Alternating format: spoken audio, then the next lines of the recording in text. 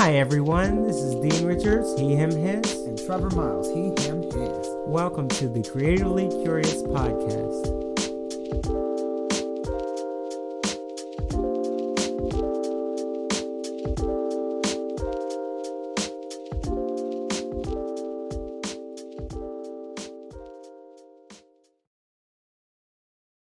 Trevor, how much have you failed? Why can't I be happy? Why do you assume you deserve to be happy? What is life about? What is the point of life? Shouldn't I just win all the time? Can anybody win all the time and never fail? If I work hard enough, aren't I a winner? Will I see you as a failure? How do I stop seeing myself as a failure?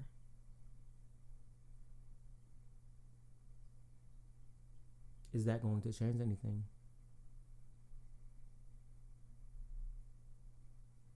Today we want to speak about times we failed. Times that Mr. Dean and I were not the finest version of ourselves, or times where we had a lapse in judgment, times where we just had the game twisted up. It wasn't it for us. And in doing this podcast, we've learned so much about what it is to go back to a past moment and really excavate from that moment and realize, hey, this was not my finest, but there's a lesson there. But remember, we said earlier in time, take the information from that, not the pain from that. So we're going to try that today as we get a little bit more vulnerable with all of you and tell you about times we feel that we failed. I'm going to start off in talking about, in a general sense, I ain't going to call out anybody's names. I don't want that email from nobody, but some past relationships. I was very ineffective when I was younger at loving, at accepting gifts, at accepting humility. If someone gave me a gift that was not something that I felt I could use, it was irrelevant to me. And forget the sentimental value of it. I need something I can utilize. I need a tool. I need something that will give me access to something else, a ticket somewhere. I need a pair of something, you know? I just can't take a gift that's like something cute on the shelf. I was very, very, very, I want to say childish in that way when I was younger, and I hurt some partners. I devastated some partners because I just was not able to accept a beautiful gesture of a bobblehead. And I didn't realize for so many years how messed up that was, how self-centered I was being. I demanded that my partner expected, what I enjoy. You know me, you date me, you're with me, you lay with me, so you need to know exactly what gifts I enjoy. How dare you give me something that I cannot use? Horrible way of thinking, narcissistic way of thinking. And that was a failure. I failed relationships in the past because I did not know how to be an effective partner, a partner who was caring and understanding, a partner who could see a card and be like, wow, you wrote this to me, And I have such a new appreciation for things like a written letter today, a handwritten letter. Let me be specific, because anybody can type you a Facebook message saying some stuff. But when they take the time to use their hand and put a little heart over the eye or draw a little happy face in there, that means so much more today. And I hate to say that I had to go through some of that when I was younger to get it, but I had to see the hurt that it caused somebody else to really get it. I had to see my ex's face twisted up in confusion and hurt when I refused his gift. And he was just simply trying to give me bobbleheads that were Sonic the Hedgehog bobbleheads because he'd heard me say that I really loved Sonic when I was younger. And he was just trying to tie that in and be cute, and I couldn't accept it, and I devastated him. And that's something that I still think about anytime someone hands me something, because I know absolutely who I do not want to be in that moment. Absolutely who I do not want to be. That was a failure on my part. I did not know how to embrace. I did not know how to allow a partner into my bed. If I don't want to be bothered with you, go to your room, go to your space. And let's break this down for a moment. That might be a future topic that we do. Some partners of mine did not share a room with me. We'd have an apartment, but it's a 2-bedroom. And I had friends in the past say, what? Why? Why did y'all not share a bed every night? And I'm like, what? Concept did not make sense to me. I need my space. Are you serious? I need to breathe. I can't just have you down my neck all day and night. What? Some nights I want you to sleep in your room. And I'm not going to say I've completely shifted my way of thinking about that. I won't. What I'll say is, I feel like in a relationship, partners should have their own living spaces. And we have 2 different beds to sleep in. We're not just going to have one. Because I want my own decorations on these walls and you want them decorations. And we're not going to clash up on the wall because I want this poster. Girl, you want that stuff. Boy, whatever.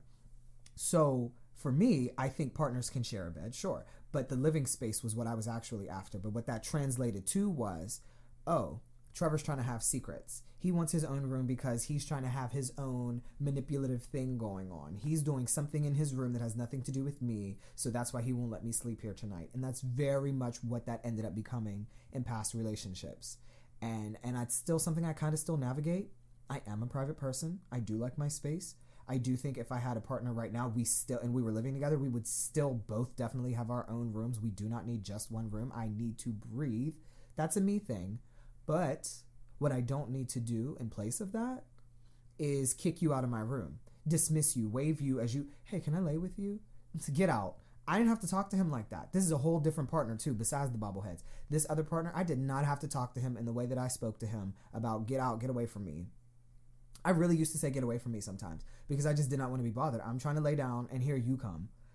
You hear that? Here you come. When you are with somebody and you feel like that, you don't need to be with them. You don't need to be with them. But I was very much in a relationship of convenience. We know what that is. We adults. And yeah, I wanted my own space. And this is very much 18, 19, 20. This is very much college me. Get away from me if I don't want to be bothered. And those are failures. Somebody is coming to you saying, I see you and I care about you and I care about you to the point that I want to lay with you. Will you give me that moment? You don't have to say yes, Trevor. But for you to treat them like that and they're being vulnerable and giving that to you, that's messed up, boy. And I'm talking to myself, y'all. Allow me the space to do that. That's messed up. When someone is saying, can I lay with you? That is so special. They're not saying, can I have this of you? Can I XYZ with you? Can I lay with you? That's the world. People cry at night because they don't have somebody doing that. And I was just pushing it away. I was just stomping all over that blessing. I was like, what? No, it's 10 o'clock. Go to your room. What? Hurting people with my mouth.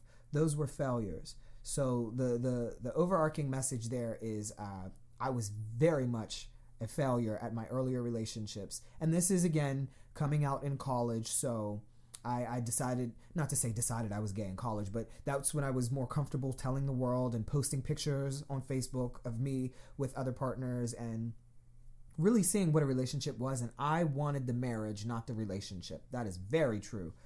19-year-old me wanted that ceremony on the beach, and then we get on the yacht, and then the honeymoon was supposed to be everything out in the Alps or something. But the relationship part, go over there. I'm not bothered today.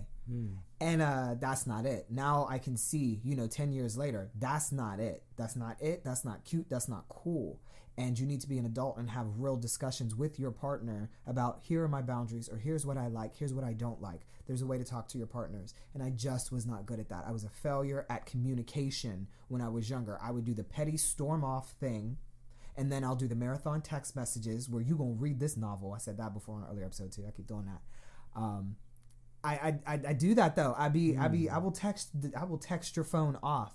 They'll dismantle your service because I texted you too much because I'm mad now. you know what? That's funny. That's it's funny. It's not funny, but it's funny.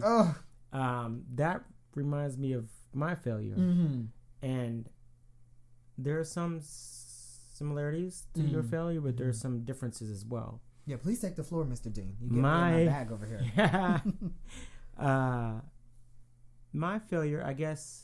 Because I've had a couple failures. I'm not perfect. I've had a couple failures in life. And side note, we said we've failed or have had failures. Please know that we did not say we are failures. Period. I'm not. Big difference. Mm-mm. Big difference. Some people like to think if you're not succeeding all the time, then you're a failure. You yourself are not. It's what you do that's a failure or success. That's a moment, not the person. So please, let's just give floor to that. We champions. Come on. When I was in high school, I was very fortunate in that I went to Swickley Academy. It's a very prestigious high school, one of the top in the nation as far as private schools are concerned. I say that not to brag. I say that because I went there on a scholarship. I was very fortunate in that somebody gave me a scholarship to go to the school and pay for the exorbitantly expensive school. But I went there from 7th grade through 12th grade because I knew that I would receive an education that would get me out of some of the rougher environments that I grew up in and would enable me to live a life beyond what I saw around me, which was not a very happy life for many people. So, as I said, keep in mind, I went there on my own volition. I went there on somebody else's dime. Very fortunate to have a scholarship. And so I knew this is an opportunity, Dean, you need to take advantage of. When I first got there, I stumbled a little bit because I was at school with people who were used to that rigor of education that I wasn't. I came from public school. So it was very hard. I stumbled at first and my grades weren't the best, which I'm not ashamed of. But I started to, I came in 7th grade and I started to kind of get it around 9th grade. The part where my failure comes in is I formed a relationship with someone I had knew prior to coming to the school. And that person and I, who I will name Clarence, Clarence and I both grew up in blighted communities, single-parent households. I was an only child. He had siblings, but both grew up in very similar environments. He and I didn't have a father figure around. And I'm kind of thinking through some of this as I say it, so please bear with me. I think there was a piece of each of us that was looking for that father figure or that connection with another male that we didn't get on a regular basis because another way in which we were similar was we each had to grow up faster than you would on average. And we had to be, quote unquote, the man of the house and clean the house or do things like that while our mom was at work or at school or whatever. And so we didn't always get to go out and interact with other people. Side note, hence why I like to interact with people now. He and I both had that issue where we sought attention from other males, whether it was our peers or somebody older. And because of that, the part where I say I failed is when it comes to me placing emphasis on my academic education that I went to the school to help me get out of where I was in the first place. Clarence and I formed a symbiotic relationship, which is a relationship in which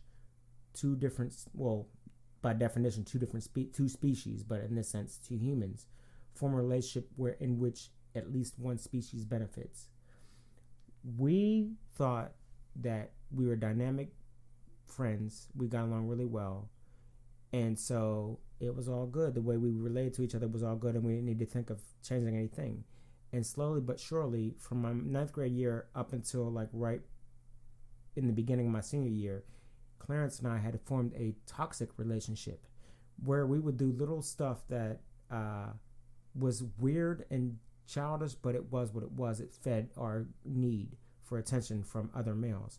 We would call each other on the phone in the morning before we got up to go to the bus stop at 5:30 in the morning and ask each other, what color are you wearing today?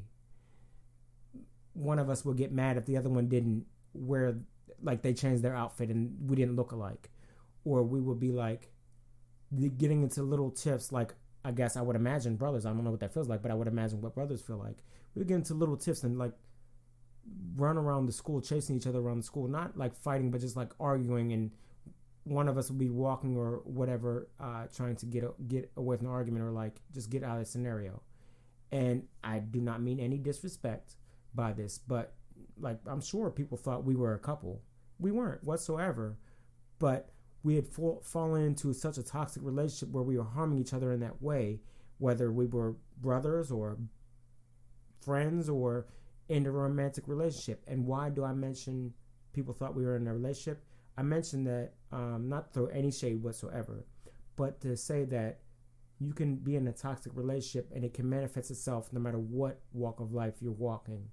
And for me, that engagement with Clarence and I resulted in me struggling academically in some classes where I know I could have done better, but I was always stressed or always caught up in my friend's bullshit, and vice versa. He was caught up in my bullshit, and it just was a very unhealthy relationship. And it wasn't until my senior year that I stopped to realize, Dan, what the heck are you doing? This is not helping you. You need to stop this. It's not helping Clarence either. Both of you need to stop this. And thankfully, I will complete side note, Clarence and I are friends today, good friends, and we've grown so much more from that, and we're well beyond that toxicity. But if I'm honest, there's a part of me that when I failed, when I missed an opportunity to learn a little bit more from the education that I was fortunate to get a scholarship for, I'm disappointed in that because that was a failure. Did that school prepare me for college? Absolutely. I learned stuff that I would have never learned anywhere else. But that was a failure on me to get the maximum amount that I could have gotten out of it. And I have to live with that forever.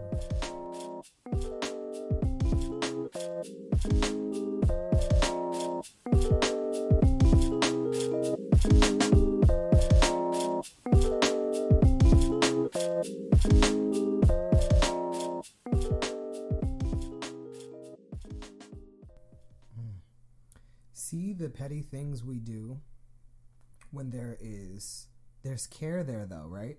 There's some level of care. You wouldn't get mad about this unless you cared about the person.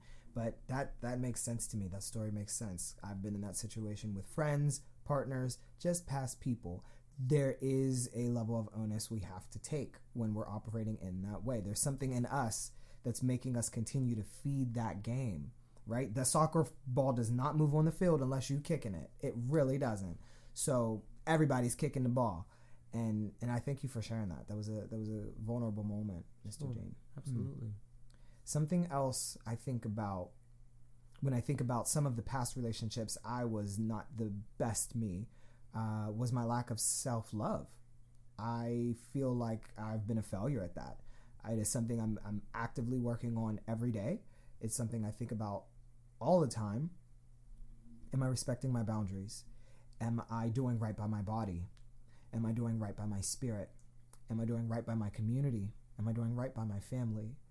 But am I doing right by myself? Because I want to show up in all these spaces, but it always has to come back to me. Yes, I want to do right by my art, my art constituents, if you will, but like self-love, bring it back to me. I get so stuck in the outer space that I forget about me. And I've always, my entire career, worried about everything external. Never cared about how much sleep I was getting. Yeah, right. Never cared. What's that? Right, sleep? I don't even know how I know that word, actually. Like, I don't know how I don't have stock in energy drinks. Right. Listen, I never cared about how I really felt in some boardrooms. I was like, all right, I just got to get this show to the stage. So if I got to put y'all signage up, all right, come on, we're going to put this logo where I don't want it. Or how many fights I did not fight because who's Trevor? What, Trevor don't matter right here? So that's a complete opposite, right? I could be such a bully in some of my past relationships, so demanding, but yet when it came time to stand up for me, yeah, right. And that's interesting. That's interesting how I would take it out on others, but not stand up for me or love me. And I'm thinking back now, vulnerable moment here where I just used my body in so many ways when I was younger, because I thought that's what I was supposed to do. That's what I thought. Oh, I'm a dancer, so when people touch me, that's okay. They're gonna touch me because they liked what they saw on stage. Or, oh, that actually means he likes you. That means you're cute. No, you just pet me, sir. I just walked by and you pet me. I appreciate that, and I want to interject very quickly, if I may. That's powerful. Being in spaces, admitting that you're in spaces where people are petting you like an animal. Yeah. And I say that's powerful because that resonated with me. Because let's just keep it all the way 100. We're both nonprofit professionals. We operate in spaces that are influenced heavily by people who don't look like us. Mm-hmm. And I'm sure communities of color, especially the black community, has heard the term minstrel show. Come on. And there have been times before where I feel as though I'm in a minstrel show and I'm just doing this pretty little jig for people that matter who don't look like me and they have influence over my direction. Mm-hmm. And sometimes it's also been for people who look like me. But at the end of the day, I'm sitting there dancing, putting on a show when it doesn't really align with who I am, and I don't feel good about myself when I do it. So I appreciate your story, and I wanted to draw a parallel to that because you are a working professional. You are someone who has these feelings. You're not some isolated entity, and you feel what other people feel. And if somebody thinks they're going through anything like that on their own, no, Trevor Miles, Dean Richards, there are two individuals who are going through that journey with you. You don't have to feel like you're by yourself or like you have to keep doing this dance and you can never find the courage or space to stand up for whatever it is that you believe in, even if it's contrary to popular belief. That's right. And I want to open up the term pet me because I've had it done physically, like patting me on the head by a bunch of different people. And then I've also had pet me as in like psychologically, like, oh, you speak so well, Trevor. What? Microaggressions. Right. Like, so am I supposed to feel good because you told me that, Mr. White Man? Like, what? I think I speak to be understood. That's simply it. And I'll mix it up and I'll add, any type of extra grammar or whatever up in that sentence. You hear me doing it now. Like, I'm speaking to be understood, but this is Trevor. So the comment that you just made, where's that coming from? Are you listening to hear? So, yeah, that's self-love. I didn't stand up in moments like that.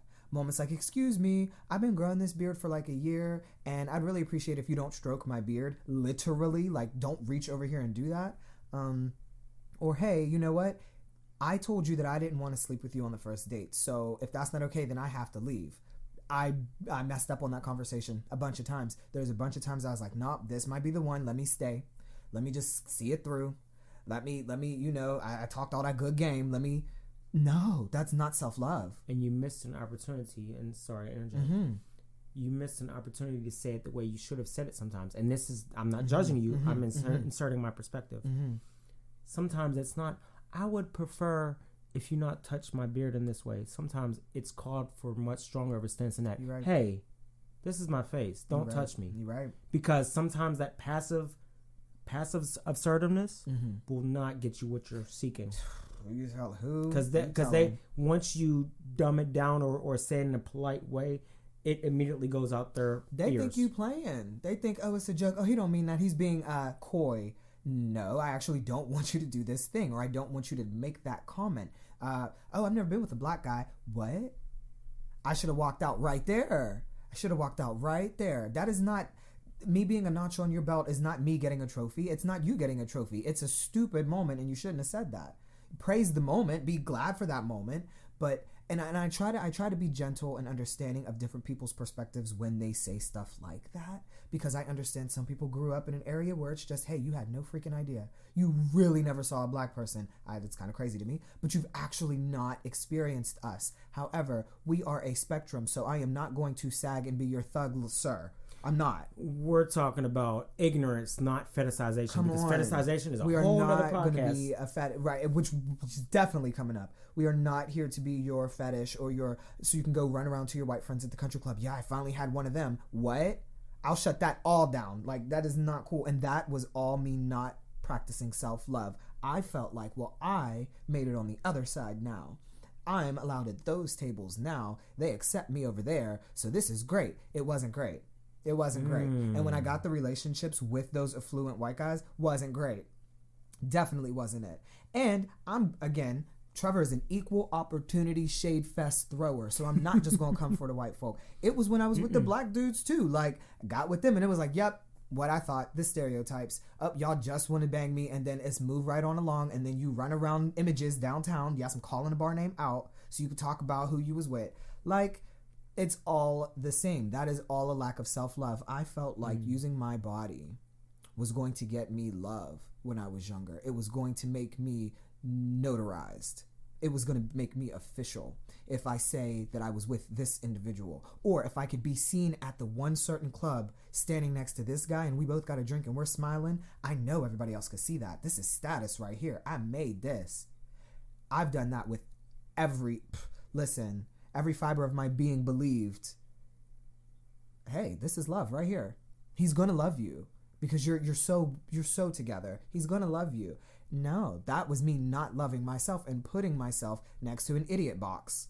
Literally, next to a complete fool every single time. And that is something that I am definitely trying to spiritually repair right now, and probably for a while, because yeah, I just gave myself mentally and physically to a lot of individuals who did not deserve to even really know me. For real. And that's not being holier than thou. And I used to talk myself down from being holier than thou. In quotations, y'all can't see the air quotes I'm giving, but I used to think, don't think so highly of yourself. You're not all that, Trev. You're just a human. They're just a human. But no, you have to know your worth. King, right? That's your temple, right? I wasn't operating that way. Not my early 20s, not my late 20s. I was not operating that way. I was like, this is the way to find love. That's not self-love. And you don't find self-love through another person. It's self-love, right? And that's what I was trying to do. So that's definitely my biggest failure of my life, self-love. But again, a success in that, piggybacking off the last episode, a success in that is that I'm on that journey to find it, though. I'm seeking it out. I set them boundaries. I got all of them past acting out partners not hitting me up no more because they know better. You don't approach me on that stuff. You're right. They know better. I'm not doing that anymore. The beautiful thing is, I think, self-love, right? So you loving yourself. You have to do that yourself. A common phrase we like to say is DKDK. You don't know what you don't know. Yeah. So if you haven't been loving yourself, clearly you may not know how to love yourself. So how do you find out how to love yourself if you have to find it within? That's the conundrum you're in. Mm-hmm. So a way to start trying to understand what your frame of mind is around self-love and around self-worth is to have conversations like Mr. Trevor and I are having and explore each other's experiences in relationship forming, whether that's a romantic relationship, a friendship, a professional relationship, whatever. Exploring, I had this connection with this person this way, and this is an incident that happened between us, and this is how it made me feel. Like being as concrete as possible when you're in your description, and sharing that with someone else, and sharing it specifically with a person, if you're fortunate enough to find that will not judge you and will not direct you on what to do, will then allow you to go back into your separate space once you're away from that person and unpack the thought process that you went through that you may not have realized until you actually were forced to speak that into existence to someone else, because you're then forced to listen to your own words. So that can be a very complex but powerful tool to share experiences with someone else. Understand you're looking for more self-love. At the same time, not expect them to give you self-love, but to use that conversation with them to then unpack how to achieve said self-love. It's difficult, but unpacking your trauma is self-love. I really believe that, because you are holding on to things that are so buried.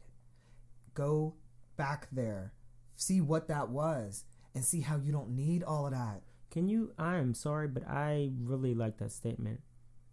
If you could please say that statement again about exploring trauma, because to me, on the outside, and I know better, but when my ears first hear it, I think revisiting something that hurt you, that's oxymoronic. How is that self-love? How are you loving yourself when you're unpacking what hurts you, which is the opposite of love?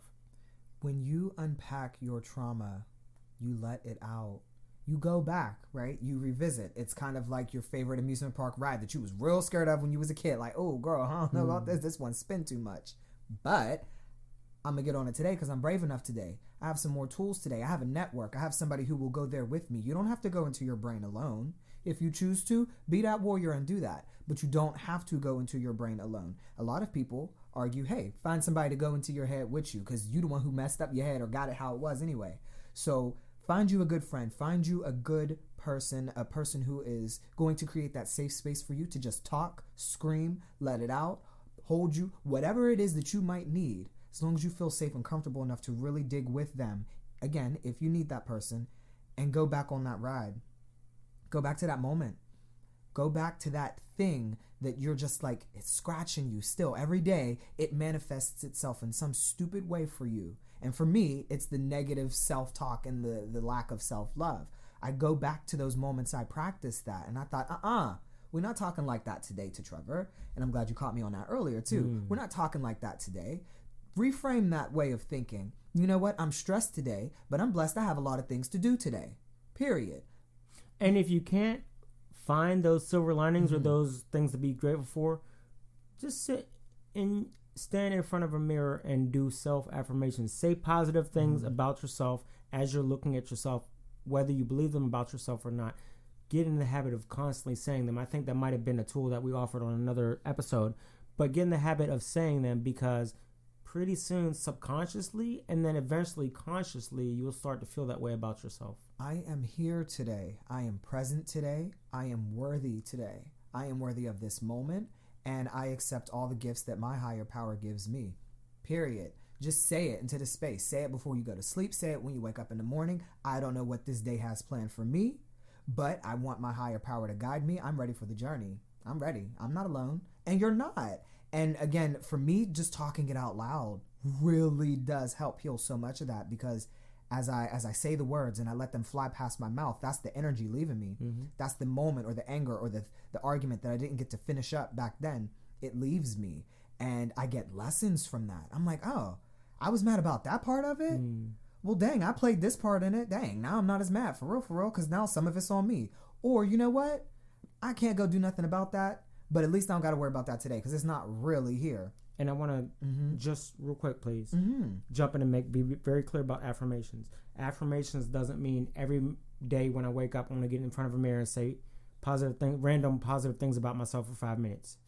That's not what it doesn't have to be, right? It doesn't have to be, but it doesn't have to be, right? That's one version. My personal belief or preference would be to get up in front of the mirror, figure out, let's just say, 10 statements you say about yourself. I get up in front of the mirror. I say those 10 statements about myself, looking in the mirror at myself. Day 1. Day 2, wake up. I say the same exact 10 statements about myself, looking in the mirror at myself. And I do the same repetitive pattern the rest of the days. I drew attention to that because there's key in repetition. If you just start saying a bunch of random things, nothing is going to stick. If you start saying one thing or a series of things and continually repeating that, maybe adding on, but you say those same core things every day, that's when it tends to start to stick in your head that, hey, I'm associating this statement with my value. Hey, this value is my statement, to, hey, this is who I am. And that repetition gets you more comfortable with it. It's much easier to remember something when you repeat it versus saying it one time every 5 days. And I know that we are tossing a lot of different tools at y'all, but one thing that I like to do that is not necessarily repetitive, but is repetitive in the way that I do it daily, is that I have a gratitude journal. And so every day I put 3 entries into that journal of 3 unique things from that day that I am grateful for. Some days it might be I am grateful for my mom. I am grateful that I have aquatic life in my home to take care of. And I'm grateful that I have a working cell phone so I can make calls to people I care about. That might be it. And it might be something as small as that. And you could just write a sentence. You could write a paragraph about why that thing is great to you. But that's a really powerful tool to look back to and to see the different entries on different days and be like, wow, my life is good for real. I'm grateful for all of this. I didn't even know I had all of this, because when you're up in your head talking crazy, you don't recognize the beauty around you. You don't recognize what's good in your life. So if you choose to be repetitive, bam, get them affirmations in the morning. If you choose to just write, then do that. If you choose to just have a prayer that you give yourself to remind yourself that you are not alone, or if you choose to find that safe space and then let it out, let the trauma out as you speak, all different methods, but do something. Get moving. And I'm excited to get moving too. We got to get moving. And start this journey. Come on. And so, y'all, it's been a great conversation. I really appreciate you listening to us, giving your energy and being open to what we're sharing. Thank you for helping us be better versions of ourselves and ensuring that we are less likely to fail in the future because we have you on our team. Y'all, We're gonna see y'all. Oh, I said see y'all again. Okay, listen. I dropped the mic. You gonna say that? We're not gonna see them. They're gonna hear us. Bye, everybody. Bye. This has been a Trevor C. Media production. Thank you for listening. You can find more Trevor C. Media content on Spotify, Apple Music, YouTube, or wherever streaming services are available. Please keep following our journey.